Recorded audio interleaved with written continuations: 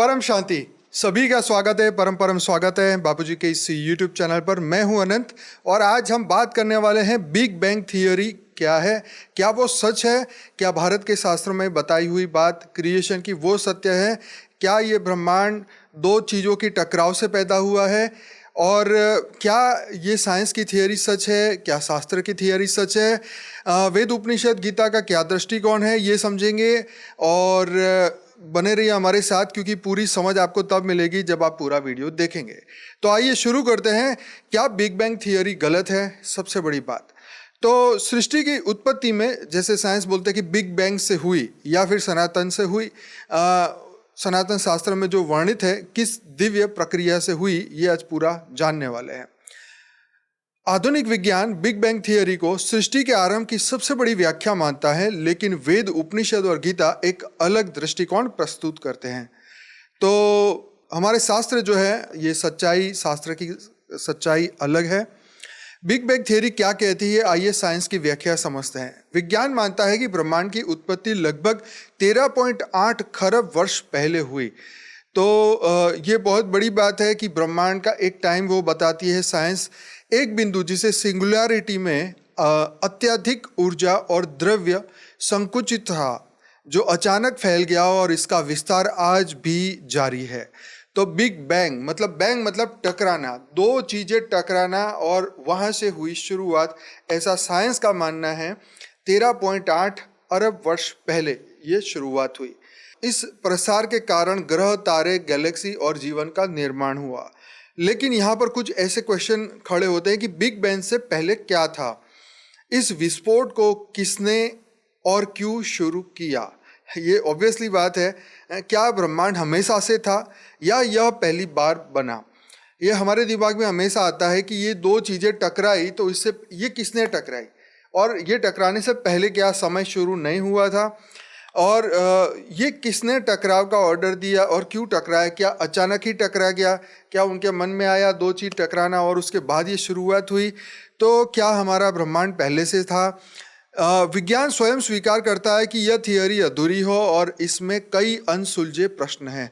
जैसे आप जानते हैं विज्ञान कभी भी कोई भी थियरी दे देता है, लेकिन उनको वो थियरी को प्रूफ करने के लिए उनको बहुत समय चाहिए होता है, और समय समय पर अगर उनको प्रूफ नहीं मिलता तो वो थियरी को बदलते रहते हैं। तो वेद उपनिषद गीता में सृष्टि की जो उत्पत्ति हुई, आइए समझते हैं कि सनातन ग्रंथों के अनुसार सृष्टि की उत्पत्ति कोई आकस्मिक घटना नहीं है, बल्कि एक सुनियोजित चैतन्य प्रक्रिया ये थी। वेदों में सृष्टि की उत्पत्ति बताई है। ऋग्वेद में 10.129 के नासदीय सूक्त में कहा गया है, सृष्टि के आरंभ में न कुछ था न कुछ नहीं था। आरंभ में न कुछ था न कुछ नहीं था, केवल एक दिव्य चेतना थी। यह स्पष्टता करता है कि ब्रह्मांड की उत्पत्ति किसी भौतिक घटना से नहीं, बल्कि एक उच्च चेतना मतलब पर ब्रह्म की इच्छा से हुई है। ऑब्वियसली ब्रह्मा जी के संकल्प से सृष्टि का सर्जन हुआ, जैसे हमारे शास्त्रों में बताया जाता है, और संकल्प का महत्व बहुत इसीलिए समझाया जाता है। उपनिषद में सृष्टि का रहस्य बताया, जैसे मांडुक्य उपनिषद कहता है कि ओमकार ही सृष्टि का कारण है, अर्थात ब्रह्मांड का मूल कारण ध्वनि ओम थी, न कि कोई भौतिक विस्फोट। विज्ञान भी स्ट्रिंग थियरी में यह मानता है कि ब्रह्मांड की उत्पत्ति मतलब कंपन, वाइब्रेशन से हुई। गीता में सृष्टि और ब्रह्मांड की व्याख्या इसको समझता है। श्री कृष्ण गीता में कहते हैं, एक श्लोक आता है जिसका मतलब आता है कि ब्रह्मांड सृजन और संहार के चक्र से गुजरता रहता है।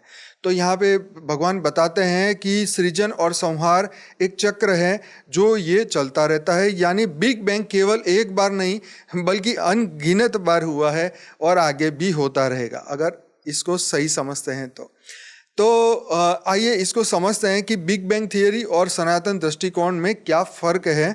तो बिग बैंग कह रहा है कि सृष्टि एक बिंदु मतलब सिंगुलैरिटी से शुरुआत हुई, और सनातन दृष्टिकोण कहता है कि सृष्टि परमात्मा ब्रह्म की चेतना से प्रकट हुई।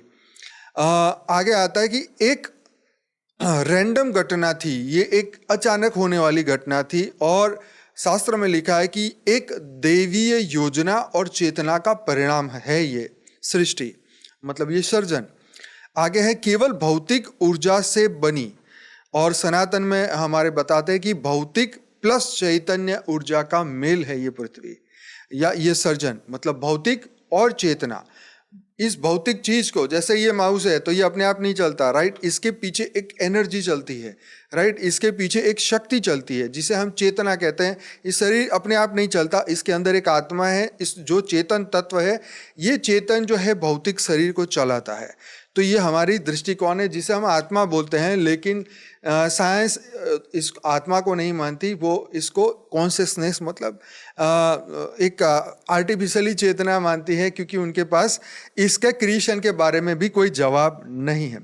बिग बैंग से पहले क्या था ये अज्ञात है इस थियरी के अनुसार, और हमारे शास्त्र के अनुसार परब्रह्म सदा से था और सदा रहेगा। जैसे आपने सुना है कि भगवान स्वयंभू है, वो अपने आप को बनाते हैं स्वयंभू।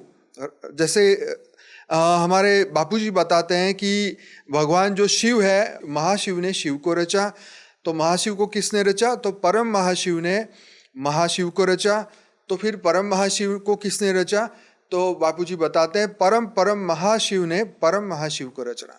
तो अगर लाइन देखे, डायनेस्टी देखे, शिव महाशिव परम महाशिव परम महाशिव, बापूजी समझाते हैं ये लाइन यहाँ पर पूरी नहीं होती, इसके आगे परम 500 बार लगाओ तो भी एक शिव है जो क्रिएटर है। तो ये सृष्टि बहुत बड़ी है, अनंत सृष्टि है, इसके रचयिता बहुत अनंत है। आप 7 सीक्रेट ऑफ शिवा का बापूजी का वीडियो सुनेंगे तो बापूजी ने उसमें 3 घड़ी के बारे में बात की है, एक शिव की घड़ी, एक महाशिव की घड़ी, एक परम महाशिव की घड़ी। उसको बाद में चर्चा करते हैं, लेकिन इसमें क्या बात, इसकी बात हम पूरी करते हैं। क्या विज्ञान धीरे धीरे वेदों की ओर बढ़ रहा है? तो विज्ञान एक मल्टीवर्स की संभावना पर विचार कर रहा है जो सनातन ज्ञान में अनंत ब्रह्मांड मतलब अनंत कोटि ब्रह्मांड से मेल खाता है। ओम ध्वनि को ब्रह्मांड की मूल ध्वनि माना गया है, और आधुनिक शोधों में भी यह पाया गया है कि स्पेस में एक कंपन, कॉस्मिक वाइब्रेशन मौजूद है। ब्लैक होल और पुनर्जन्म की थ्योरी भी वेदों के सृष्टि चक्र और कर्म सिद्धांत में मेल खाती है। यानी विज्ञान धीरे धीरे उन रहस्यों को उजागर कर रहा है जो वेदों में हजारों वर्षों से पहले से लिखा गया है। निष्कर्ष क्या है कि क्या ये थियरी गलत है? तो बिग बैंग थियरी अधूरी है, राइट। गलत इसलिए नहीं कहेंगे कि क्योंकि हमारे पास इस तरीके का पक्का प्रूफ ये गलत है ये कहने के लिए भी साइंस की एक नई थियरी चाहिए, तब हम इसको गलत कह सकते हैं। तो ये अधूरी थियरी है क्योंकि यह सृष्टि की उत्पत्ति का पूर्ण विवरण नहीं देती। वेद उपनिषद गीता के अनुसार ब्रह्मांड का निर्माण दिव्य चेतना से हुआ है, न केवल भौतिक घटनाओं से। ऐसा नहीं है कि 2 पत्थर थे या 2 बड़ी बड़ी गैलेक्सियां थी, वो आपस में टकरा गई और सर्जन हो गया। आप सोचिए कि यहाँ पड़ा हुआ एक पत्थर अपने आप नहीं हिल सकता, उसके पीछे भी एक शक्ति, एक चेतना चाहिए। ब्रह्मांड में आप देखते हैं कि इतने ग्रह हैं, इतने पत्थर है, एस्ट्रल बेल्ट है, ये अचानक ही नहीं बने हैं, इसके पीछे भी कारण है। तो ये ब्रह्मांड सुनियोजित एक पावर से, शक्ति से, कैलकुलेशन से बनाया गया। और आप देखिए सटीक, सूर्य भी एक सही दूरी पर है, अगर वो नज़दीक होता तो पृथ्वी पर जीवन बस ही नहीं सकता था, और इतना भी दूर नहीं है, नहीं तो बर्फ जो है चारों ओर होता तो सृष्टि चल ही ना सकती। तो सब कुछ एकदम एंगल सेट किया हुआ है, तो किसी ने तो अपना सुपर इंटेलिजेंस यूज किया गया है। आधुनिक विज्ञान धीरे धीरे वेदों की ओर बढ़ रहा है और कई सिद्धांतों की पुष्टि कर रहा है। सृष्टि की उत्पत्ति केवल विस्फोट से नहीं बल्कि दिव्य चेतना से शुरू हुई है, क्योंकि ये समय कभी भी ब्रह्मांड के रचयिता इसको अंत कर सकते हैं, क्योंकि देखो रचयिता हमेशा होते ही हैं। जैसे ये माउस अगर हम देख रहे हैं, अगर हमारे सामने है तो इसका कोई ना कोई तो क्रिएटर है। हवा में से अपने आप माउस बन के नहीं आया है, कोई प्रॉपर एक इंटेंशन से इसे बनाया गया है, एक प्रॉपर एक यूज़ के लिए इसे बनाया गया है। जैसे हमें इतनी लॉजिक तो समझ आती है, तो ऐसे ही ये ब्रह्मांड, महाब्रह्मांड, परम महाब्रह्मांड, सब कुछ एक लॉजिकल वे में बनाया गया है। शिव, महाशिव, परम महाशिव, पूरा एक सीक्वेंस है रचयिता की। और हमारे पीछे आप बुक देख रहे होंगे लाइफ इन मल्टीवर्स की, ये बुक करीबन 30 भाषाओं में आ चुकी है। AI टूल्स का हमने इस्तेमाल करके और 15 भाषाएं बनाई हैं।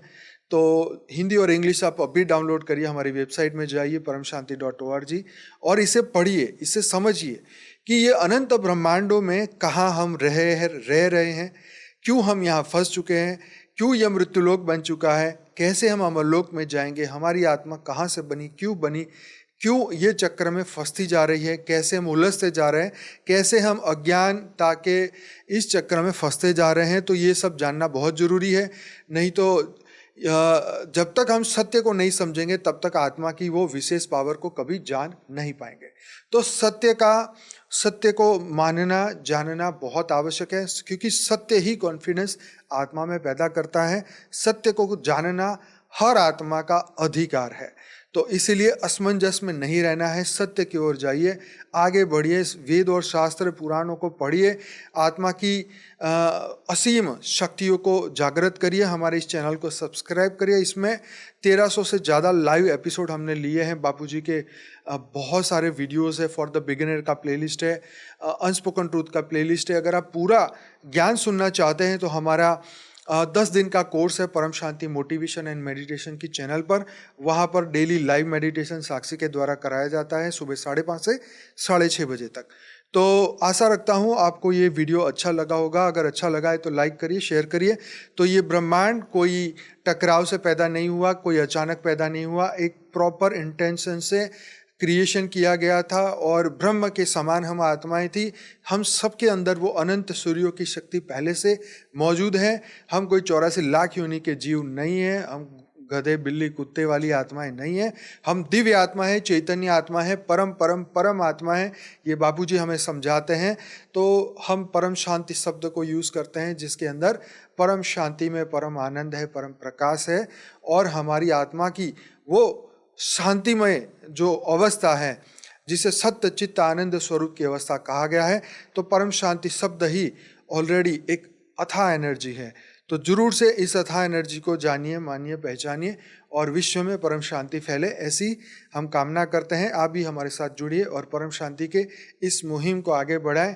इस मिशन को विश्व में परम शांति फैलाने का हमारा ये उद्देश्य है। इसमें हम आगे बढ़ेंगे, आपकी सहायता हमें चाहिए। तो बहुत बहुत धन्यवाद पूरा वीडियो देखने के लिए। बेहद की परम महाशांति है।